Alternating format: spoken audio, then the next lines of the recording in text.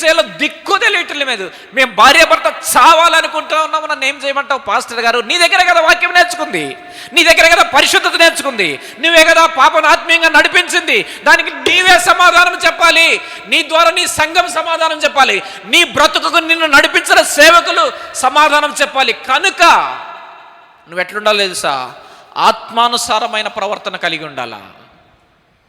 నువ్వేం చేస్తున్నావంటే తుచ్చమైన వాటి కొరకాయి ఒక 15 లేదా శరీర సంబంధమైన కోరికల కోసమై, శరీరానుసారమైన ఆశల కోసమై, శరీరాన్ని గెలిపించుకోవటానికి, శరీరంలో ఉన్న కోరికలను తీర్చుకోవడానికి ఏం చేస్తున్నామంటే, నిన్ను ప్రేమించి, నిన్ను కని, నిన్ను ఆత్మీయంగా పోషించి పెద్ద చేసి, నీకోసం ప్రయాసపడిన వారిని అందరికీ హృదయాలను గాయం చేస్తా ఉన్నావు. నువ్వు తెలుసా? నీకు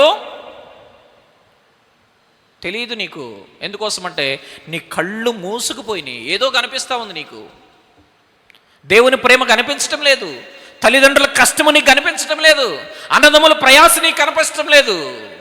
నీకేం కనిపిస్తూ ఉందంటే 4 నెలల్లో, 5 నెలల్లో, 6 నెలల్లో, సంవత్సరంలో పరిచయంలో వాడు చెప్పే మాటలు, ఆమె చెప్పే మాటలు, ఆకర్షణలలో నువ్వేం చేస్తున్నావు అంటే బంధించబడిపోయి ఉన్నావు. బంధకంలో నుంచి బయటికి రా. నేను ఇలాంటి స్టోరీలు 100 చెప్తా, వాస్తవంగా జరిగిన అడ్రస్లతో సహా ఇచ్చి చెప్పగలను. వారి జీవితంలో గాయములు కట్టబడలేదు ఈ దినం వరకు కూడా. వారి జీవితంలో ఈ దినం వరకు కూడా గాయములు కట్టబడలేదు. ఏమిటి కారణం అంటే వారు స్వతహాగా చేసుకున్న గాయములు. కనుక ప్రియమైనటువంటి యవనస్తులారా, దేవుని యొక్క వాక్యము ద్వారా దేవుడు చేయగలిగిన కార్యములు ఏమిటంటే, ఆయన గాయము చేయగలడు, గాయము మాన్పగలడు. మొట్టమొదటి. రెండవది చూస్తామనండి, ద్వితీయోపదేశకాండము 32వ అధ్యాయము.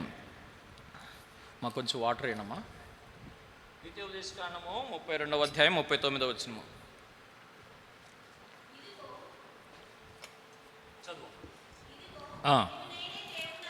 నేనే దేవుడను,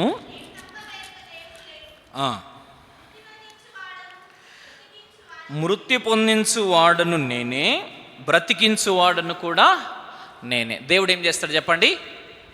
దేవుడు చేసే కార్యం బ్రతికించాలన్నా దేవుడే, నన్ను చంపాలన్నా దేవుడు. ఇప్పుడు హాస్పిటల్స్ ఉన్నాయి, చాలా హాస్పిటల్స్ 24 గంటల్లో మేము బ్రతికించగలము అని ఏ హాస్పిటల్ అయినా బోర్డు ఉంటుందా? 24 అవర్స్లో మేము బ్రతికించగలము, లేదా ఏ జబ్బు వచ్చినా మేము బ్రతికించగలము అని ఏ హాస్పిటల్లోనైనా నీకు గ్యారంటీ ఇవ్వగలరా? వాళ్ళకి పేర్లు ఉంటాయి. హాస్పిటల్కి పేరేముంటుంది? Life hospital. కానీ ఆడికి వెళ్తే చచ్చిపోయి బయటకు వస్తారు. బ్రతికొచ్చినాడు ఎవడు ఉన్నాడు, వాళ్ళ పేరేంది? మళ్ళీ లైఫ్ హాస్పిటల్. కొన్ని హాస్పిటల్కి మంచి పేరుంటాయి. సంజీవిని హాస్పిటల్. అక్కడికి వెళ్తే జీవం ఉండదు, ఉన్న జీవాన్ని కూడా లాగి అవతలేస్తారు.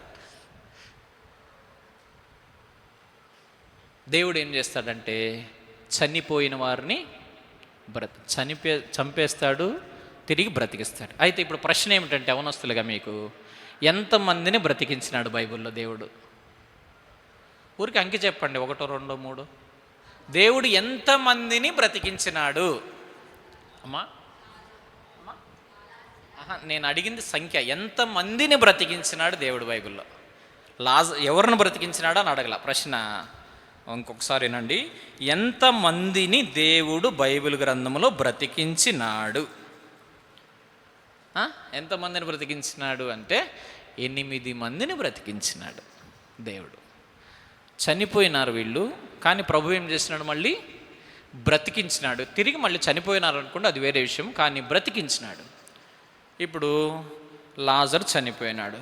లాజర్ చనిపోతే సమాధి దగ్గరికి వెళ్ళి ఏం చేసినాడు? లాజరు ఎవరెవరు వచ్చినారు? ఇంకా లాజర్ ఉన్న పేరున్న వాళ్ళు ఆ ఊర్లో ఎవరు లేరా సమాధుల్లో? అందరు రావాలి కదా, నేనే అని. అక్కడ కూడా గ్రూపులు ఉంటాయి, చనిపోయిన వాళ్ళు కూడా అక్కడ గ్రూపులు ఉంటాయి. యేసుప్రభు వీళ్ళ సమాధి దగ్గరికి వెళ్ళి లాజరు అని పిలవగానే, ఈ లాజర్ అంట ఇప్పుడు ఎవరు నన్ను పిలుస్తున్నాను అనుకుంటే, ఇంకో లాజర్ నన్నే పిలుస్తున్నాడు అనుకున్నాడంట. పేరు పెట్టేమి, ఇంటి పేరు పెట్టి పిలవలా. బేతనియా లాజరు బయటికి రాయా, మార్తా మరియల తమ్ముడు లాజరు బయటకు రా అని పిలిచినాడా? పిలవరా. ఏమి లాజరు బ్రతికించబడటానికి కారణం ఏమిటి? ఏమిటి కారణం? బ్రతికించబడటానికి కారణం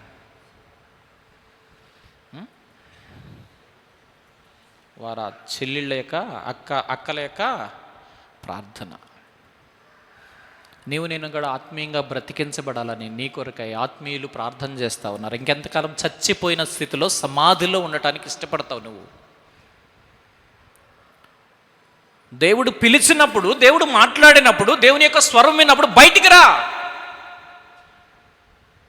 ఎందుకు ఇంకా పాపములోనే, ఇంకా దుర్వాసనలోనే, ఇంకా చెడుతనంలోనే, ఇంకా అగాధములోనే, ఇంకా నీవు దేవునికి చనిపోయిన స్థితిలో ఉండాలని ఎందుకు ప్రయాసపడతా ఉన్నావు? దేవుడు నిన్ను బ్రతికించాలని, నీ ద్వారా గొప్ప కార్యములు చేయాలని, నీ ద్వారా దేవుని నామమునకు మహిమ తీసుకురావాలని దేవుని యొక్క ఆశ అయితే నిన్ను పేరు పెట్టి పిలుస్తావంటే నేను కాదు, నాకు కాదు, నేను రాను. యవనస్తులుగా చెప్పే సమాధానం ఇదే. దేవుడు ఏం చేస్తాడంటే నిన్ను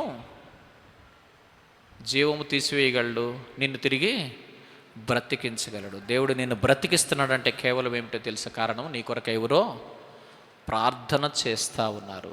నీకు నిన్న సంగతి ఏమన్నా వచ్చిందో లేదో మీకు తెలియదు. హెబ్రోన్ గ్రూప్లో వచ్చింది, ప్రార్థనా గ్రూప్లో. ఒక చిన్న బాబుకి ఆరోగ్యం బాగుండపోతే నల్గొండ నుంచి హైదరాబాద్ తీసుకొని వెళ్తున్నారు హాస్పిటల్కి. తీసుకుని వెళుతుంటే తల్లి, తండ్రి, ఇంకెవరో 2-3 కారులో వెళుతూ ఉంటే 1 గంట ప్రయాణం అయిన తర్వాత కారు అంతా ప్రమాదానికి గురైంది. ఎంత దుఃఖకరం చూడండి. కారు అంతా ప్రమాదానికి గురిపోయి అందరూ భయంకరమైన స్థితిలోనికి వెళ్ళినారు. కానీ దేవుడు నిన్ను నన్ను ప్రేమించి ఎందుకు జీవం ఇస్తున్నాడో తెలుసా?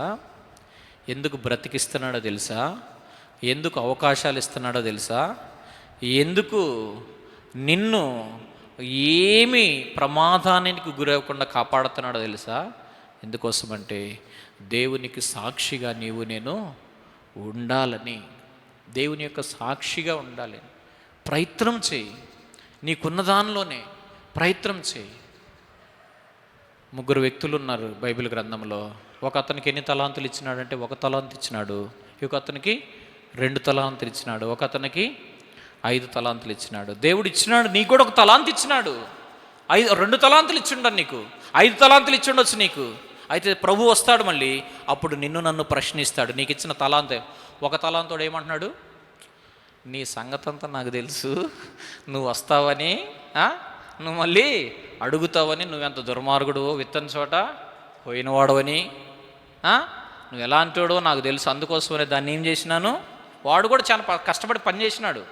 ఏం చేసినాడంట? కష్టపడి గుడ్డ తెచ్చినాడంట, గుడ్డలో చుట్టినాడంట, ఇంటి వెనక్కి వెళ్ళినాడంట, గుంట తీసినాడంట, గుంటలో దాచిపెట్టినాడంట. దాచిపెడుతున్నామేమో నీకు ఇచ్చిన తలాంతులను. నీకు ఏ తలాంతు ఇచ్చినా అది ప్రభువు కొరకై దేవుని యొక్క మందిరంలో ఉపయోగించడానికి ప్రయత్నం చేయాలా. అది ఏ తలాంతు అయినా కావచ్చు. నాకేమి ఇవ్వలేదని అని మాత్రం చెప్పొద్దు. దేవుడు ఖచ్చితంగా ఏదో ఒక తలాంతు ఇస్తాడు నీకు, ఖచ్చితంగా. నిన్ను దేవుని మందిరం